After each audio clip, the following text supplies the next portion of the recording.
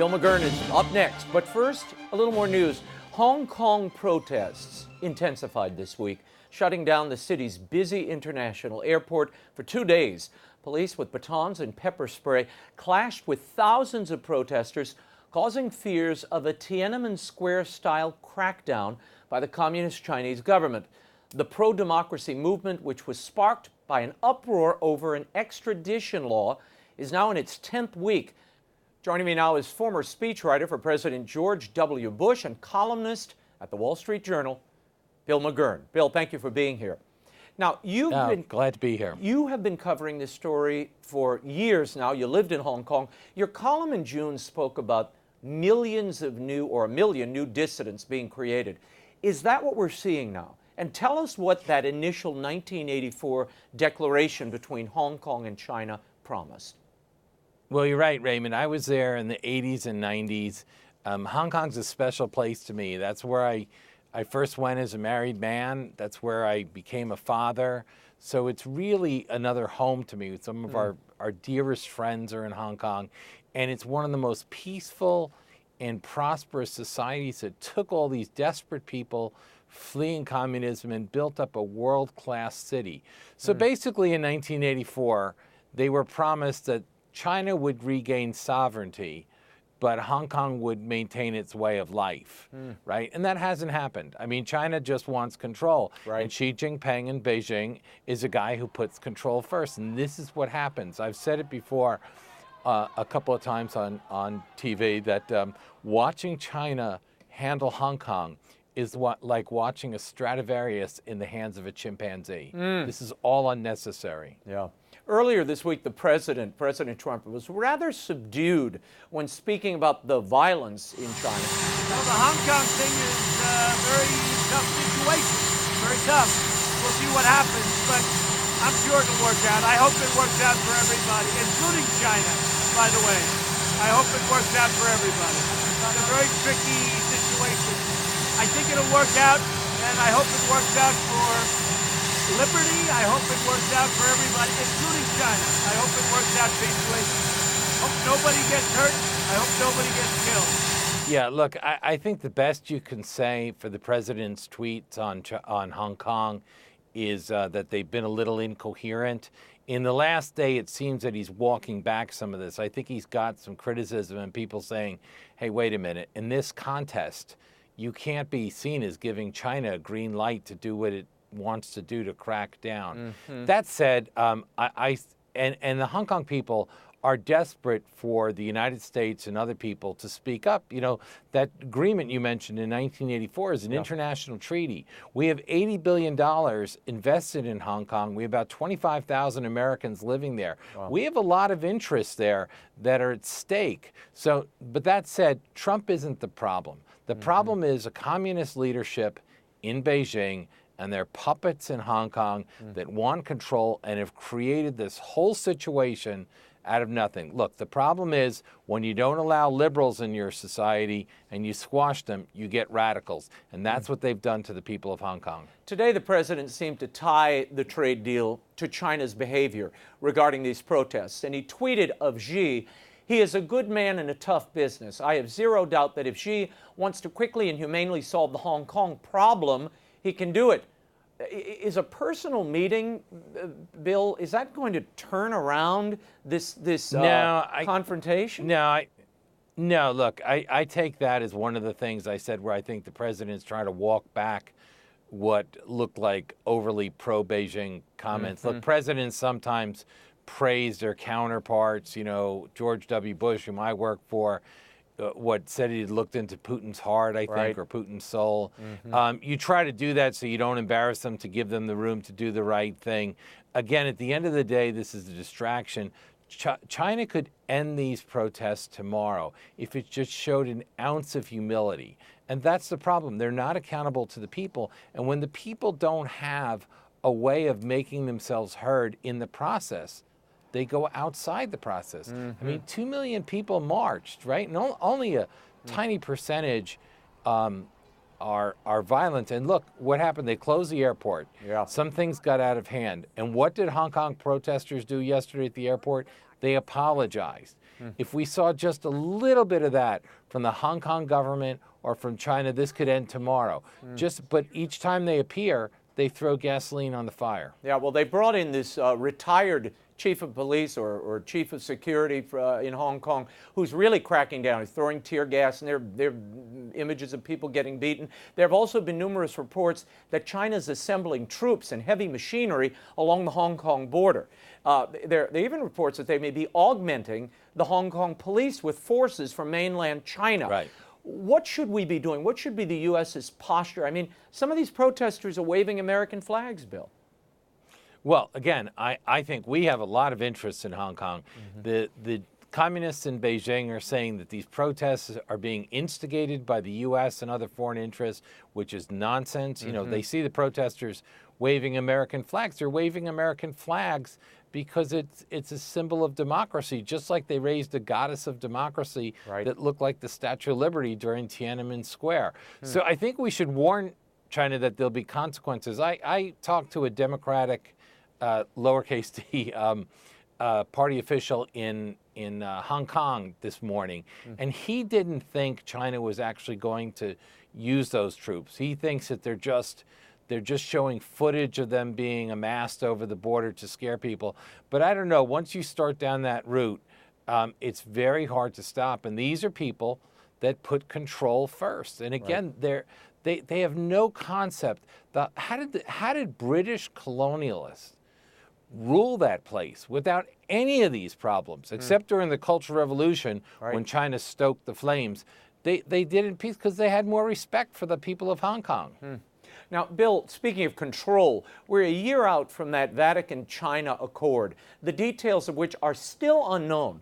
But things have gotten worse, we can say authoritatively, for Catholics in the underground church. What are you hearing? And then I want to talk about Cardinal Zen's role in all of this, the Hong Kong protests and the resistance to this China-Vatican accord. Okay, Raymond, you're getting very close to putting me in a near occasion of sin to contemplate the Vatican's role in China, because it's been disastrous. I thought it was disastrous from the start. I don't think it's necessarily getting worse. It's always been bad. It's never been good. We don't even know the details, right? It's secret in some ways. But we've given China the upper hand in this. And when they made this decision, they basically excluded all the people who know China, right? Cardinal Zen and so forth, from the process. So it's no surprise that we're going to see this situation. And people are desperate. Look, the Trump administration has just put religious freedom on the agenda, right? We're going to make this a big part of our foreign policy. And China is a poster child for this. They're detaining Uyghur Muslims, right, in one place. They're going after Tibetan Buddhists in another place. They're going after the Falun Gong. They're closing down house churches, which are Protestant, low church, Protestant, non-denominational churches. And they're closing Catholic churches and going after, they're persecuting, they don't have Jews or they'd be persecuting them too. So it's a very bad situation. I think the Vatican has done a disastrous thing, and people there are really suffering, and they need leadership. You know, people can endure a lot if they're sitting there and they say, at least the Pope is with me. Sadly, I'm not sure that they feel they can say that. Cardinal Joseph Zen, who's been here many times, I know you've interviewed him and known him for years, he met with the Pope in July to express his concerns about this Vatican-China accord, and he was told by Francis that he would, quote, look into the problem. How important is the presence and example of Cardinal Zen in Hong Kong right now? I know he's retired, but are people listening to him? Do they continue to listen to him and look to him for leadership? Yeah, he's one of the people that has credibility because he's willing to criticize China publicly. He's an incredibly brave and faithful man. You know, when I worked for President Bush, I arranged for Cardinal Zen to come in and have a private meeting with the president in the residence, right? And China went bonkers, tried to stop it. And among the people who tried to stop it was then Cardinal McGurn, played a very dishonest role in that. And, you know, he went there to try, and President Bush said, are you the boss of all the Chinese Catholics? And he said, no, but I'm in Hong Kong, so I can speak for a lot of them who are not in a position to speak for themselves. And in Hong Kong, the people know which side the Cardinal's on. I have no doubt if the PLA does come to Hong Kong, a disaster of just incredible proportions, Cardinal Zen will be on the front lines with his people, with his flock. This is a shepherd who stays with his sheep. You know, we're told, I am the good shepherd, I know my sheep, and my sheep know me. That's what people say of Cardinal Zen. Is there a religious imperative here that's a part of these protests, Bill? I know there was a video where Cardinal Zen, he was a part of the video, and his wrists are bound and he seems to be supporting the protests. Is that an element of what we're seeing in these Hong Kong protests? It is an element. Look, Hong Kong is not a predominantly Christian city. Right. I think it's about 20% maybe Christian, only about 5% Catholic. But they have a strong role. If you remember, one of the protest songs, one of the threats the protesters made is, police, keep your hands off or we're going to sing Alleluia to the Lord. Lately they've been singing, Can You Hear the People Sing from Les Mis? And the Cardinal's been out there. And look, only a fraction of these people have gone violent, right? And I think one of the great things about the church and Cardinal Zen and the people with him, they temper a lot of that. They're there to keep things peaceful. You're not going to find them being violent. And so I think they're a great influence on this. They're not running it, but they're respected for their stand. And I think they're a big hope of keeping this, of people peacefully and strongly demonstrating for their freedom and saying we're not going quietly into that night. Bill, I want to move on to presidential politics here in the U.S. for a moment. Elizabeth Warren and Joe Biden are neck and neck in the latest polls. What are your thoughts on the candidacy of Biden at this point? Does he have the stamina and the mental agility to win this nomination, given what we've seen in recent weeks, particularly at the Iowa fair? Right. I think the way you're asking the question sort of gives the answer. You know, when he first started out, I thought he looked kind of vigorous and so forth. And I'm a person that doesn't believe that gaffes are career killing. Ronald Reagan made gaffes all the time. My own boss, George W. Bush, had a few gaffes. Most gaffes humanize you, right? Because people see you flub a name or something and they say, you know, I could have done that. I don't think they're actually that damaging. The difference now is when Joe Biden reminisced about the Parkland shooting and talked about meeting those students, he looks like he's unaware of where he is. And the predominant virtue that Democratic voters are looking for is who can stand up to President Trump, you know, who can defeat him. And now this is the thing, it's a question. So he's got a lot of debates ahead. He's got a lot of the campaign trail. People are going to be scrutinizing every image that they have of him and every recording to see if he's up there. And I think some people have their doubts. And at his age, I believe it's a legitimate question. Yeah. Speaking of Biden, Cardinal Raymond Burke appeared on Martha McCallum's show on Fox last week. He had this to say about politicians and Holy Communion. Listen. I've had non-Catholic leaders of government in this nation tell me that they were certain that the Catholic Church's teaching on abortion and on these so-called same-sex marriages and so forth had changed because so many Catholics on Capitol Hill are regularly supporting this kind of legislation. And that's a scandal. They may not present themselves to receive Holy Communion because they're not in communion with Christ.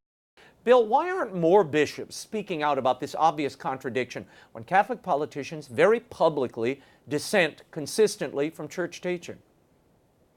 I don't know. You'd have to ask the bishops. You know, if you go through history, it's often the case that there are single bishops who are very brave. My wife and I, about 2 years ago, were watching the Tudor series, right? It was very risque in different parts, but the set, the costumes were quite interesting. And there's a scene where Henry VIII has all the bishops, 200 or 300 English bishops. And he says, by the way, it's not just my marriage. Now I'm head of the church and you're going to recognize me. And every single one of them assented, except for John Fisher, as we know. So, you know, it's sadly, it's nothing new in this. We've lost people on the front end about even presenting Catholic teaching on human sexuality as a coherent whole.